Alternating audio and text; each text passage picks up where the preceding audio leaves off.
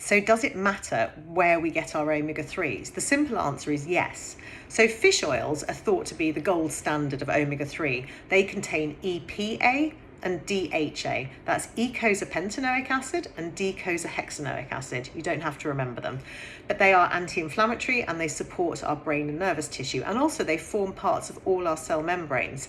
They also arrive in the body ready for action. It's like they've turned up in their overalls, ready to start work. So we've got plant-based sources also of omega-3s. And if you're on a plant-based diet, you might be thinking, I'm getting all my omega-3s from flaxseed and linseed.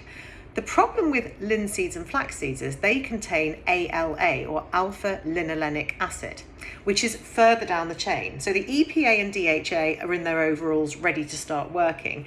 The ALA has just got out of bed and it needs to be converted. It needs to do lots of things before it's ready to start working in the body. And because of this, you also need good enzymes to be able to convert so that you can turn it into its active form. Because of this, and because lots of people are not good converters, it means that we lose some of those, the ability to be able to turn it into the active form. So there are some research papers that say this can be as low as up to 7% is used from plant sources like flax and chia, and the rest we cannot convert. So we'd have to eat an awful lot of omega-3 in plant sources, or eat a lot of flaxseed oil, a lot of chia seeds to be able to maintain enough for good health. It doesn't mean we're not getting any, so they're certainly good to be eating them, but do they cover our requirements? And that's the question. And then you've got vegan DHA from algae. So you can take it in supplement form. Flaxseed oil then probably won't work because we won't convert it. So taking flaxseed oil capsules is probably not going to help you as much as taking the algae.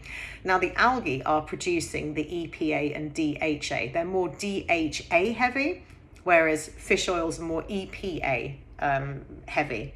But we can use that DHA and EPA in the seaweed, in the algae, and we can convert that. That is already in its active form, so we can use that. So that's more beneficial. So if you are on a plant-based diet, then you need to make sure you're having algae, DHA and EPA omega supplements.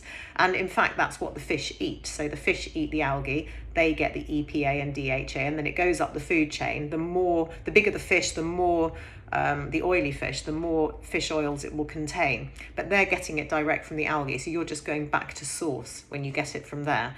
So I think the answer is, if you're on a plant-based diet and you're strict, you should really be looking at taking an algae omega-3 supplement.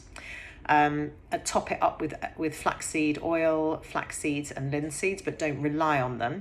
And if you're a pescatarian, flexitarian or omnivore or whatever, then try and eat oily fish. The fish you want to be eating are mackerel, salmon, wild salmon. That's like keto salmon is very sustainable.